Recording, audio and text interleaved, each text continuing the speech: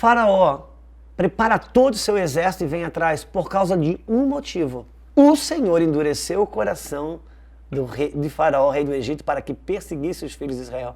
Você já parou para pensar na incoerência disso?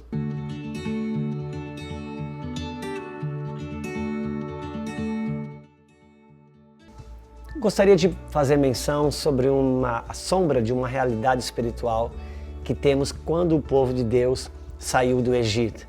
Ali está a maior simbologia da nossa salvação, de quando a realidade de Cristo Jesus chegou em nós e por meio da Páscoa, pelo meio do Cordeiro chamado Cristo, nós somos arrancados do império das trevas e transportados para o Filho do seu amor. Mas eu gostaria de pensar que quando Deus tira o povo do Egito, o povo se depara com o Mar Vermelho e acontece uma coisa, que está no capítulo 14, versículo 6, e aprontou o Faraó o seu carro e tomou consigo o seu povo e tomou também 600 carros escolhidos e todos os carros do Egito e com capitães sobre todos eles, porque o Senhor endureceu o coração de Faraó, rei do Egito, para que perseguisse os filhos de Israel. Porém, os filhos de Israel saíram afoitamente. Eu gostaria de pensarmos sobre isso, porque aqui está a sombra de uma realidade espiritual da nossa salvação, de quando Deus nos arrancou desse lugar espiritual chamado Egito. E a Bíblia diz que quando o povo de Deus se depara com o Mar Vermelho, Faraó prepara todo o seu exército e vem atrás por causa de um motivo. Porque o Senhor endureceu o coração de Faraó, rei do Egito, para que perseguisse os filhos de Israel. Você já parou para pensar na incoerência disso? Deus arranca o povo do Egito.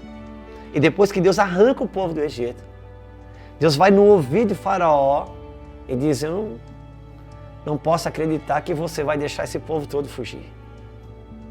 Povo escravo, não tem uma faca na mão, você com todo esse exército, vai atrás deles. Eu sei que eu estou ilustrando aqui, mas a realidade viva é que Faraó sai com o seu exército atrás do povo de Deus, porque Deus o incitou a isso. Isso é no mínimo uma incoerência. Você já não parou para pensar sobre isso? Já parou para pensar que Deus te liberta de um demônio e depois ele vai falar para esse demônio ir atrás de você? É no mínimo intrigante isso aqui. A verdade é que sempre que Deus te libertar, Ele vai empurrar você para os seus medos, a fim de que você consolide, a fim de que você estabeleça a vitória sobre aquilo que Deus fez por você. Porque a minha salvação é uma realidade espiritual de Deus para mim, mas a minha vivência como livre é uma realidade espiritual de mim para Deus. Como eu me posiciono. Se você tiver paciência, vou ler o restante do texto que diz assim: perseguiram os egípcios todos os cavalos dos carros de Faraó. Versículo 10. Chegando Faraó, os filhos de Israel levantaram os olhos e eis que os egípcios vinham atrás deles e temeram muito. Então os filhos de Israel clamaram ao Senhor e disseram a Moisés: porventura não tinha sepulcros no Egito para que tenhamos que morrer aqui nesse deserto? Versículo 13. Moisés, porém, respondeu ao povo: não temais, aquietai-vos e vede o livramento do Senhor que hoje vos fará, porque os egípcios que hoje vedes, nunca mais os tornarei a ver. O Senhor pelejará por vós e vos calareis. Olha que interessante o próximo versículo. Disse o Senhor a Moisés: por que clamas a mim? Diga ao povo que marche. Interessante, porque Moisés não escreve que a oração que ele foi clamar a Deus. Ele escreve que quando o povo, apavorado, ouvindo o movimento do exército de Faraó vindo buscá-los, vai reclamar para Faraó dizendo: porventura faltava cemitério para a gente morrer enterrado lá? Você não trouxe lá para a gente morrer no deserto? E Moisés vai para Deus e diz: olha, Deus vai fazer coisas tremendas, cala aí todo mundo, porque amanhã você vai ver que Deus vai arrebentar com tudo. Próximo versículo, a Bíblia diz: e Deus disse a Moisés: por que clamas a mim? Engraçado que Moisés não escreve isso, mas está super subentendido aqui, que Moisés vai clamar a Deus. Imagino que Moisés disse mais ou menos: Deus, eu tenho uma palavra de encorajamento poderosa para o povo, mas eu mesmo estou apavorado. Porque às vezes a gente tem uma palavra de encorajamento para o outro, mas a gente não tem uma palavra para a gente. E eu fico imaginando que Deus me diz: Moisés, por que tu clamas a mim? Como assim, Deus? Moisés, o que vocês eram no Egito? O que esse povo era no Egito? Escravo. E o que eles são agora? Um exército. O que exército faz? Exército marcha. Então diga ao povo que marche. Tem coisas que já não é mais uma questão de oração. É uma questão de você se posicionar de acordo com aquilo que Deus já fez. Por isso que Deus te liberta de coisas, te liberta de situações, mas depois Ele permite que você as encontre para que você mesmo consolide a sua libertação e a sua autoridade sobre isso, para que você não viva fora do Egito amedrontado como um escravo. Por isso, preste bem atenção sobre isso. E é muito interessante.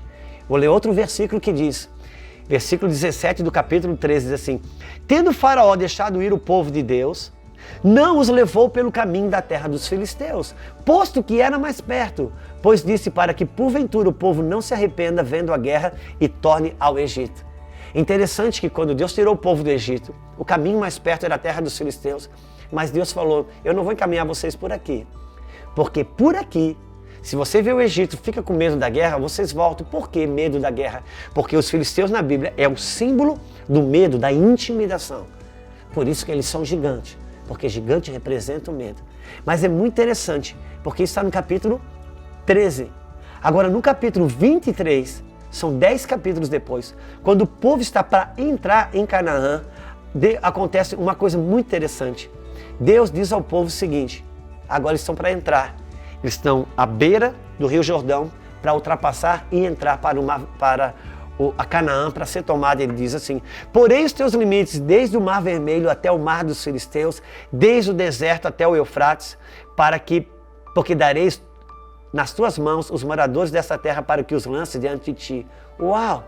Quando Deus tirou o povo do Egito, falou: o caminho mais perto é pelos filisteus. Mas eu não encaminhei vocês aqui porque vocês, com medo da guerra, voltariam.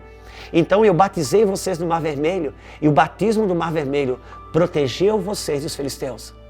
Só que agora eles estão para ultrapassar o Rio Jordão, e Deus fala: agora vocês vão tomar as terras dos filisteus. Deus agora estava dizendo o seguinte: no batismo do Mar Vermelho, eu protejo você das suas guerras. Mas no batismo do Rio Jordão, eu te habilito para vencê-las.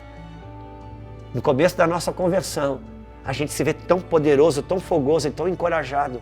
Mas é muito interessante, porque depois de um tempo, alguns temores, algumas inseguranças, algumas dúvidas, alguns medos que pareciam ser vencidos por ocasião da minha libertação na salvação, parece que agora eles aparecem diante de mim. E eu questiono se eu não regredi na minha fé. Não, você não regrediu na sua fé. Deus te protegeu pelo batismo do Mar Vermelho. Mas agora Ele está tentando te habilitar para vencer as suas guerras. O próprio Deus, quando te liberta, Ele te aproxima dos teus medos, para que você consolide sobre os seus medos a vitória que já lhe foi proposta. Portanto, marche. Você não é mais um escravo, você é um soldado de um exército. Ouça, isso não é uma palavra motivacional. Isso é uma realidade espiritual. Tem coisa que já não tem mais a ver com oração, mas de você se posicionar de acordo com aquilo que Deus já fez a você. Se Ele já te libertou do Egito, então, por favor, caminhe como alguém que é livre. Deus abençoe.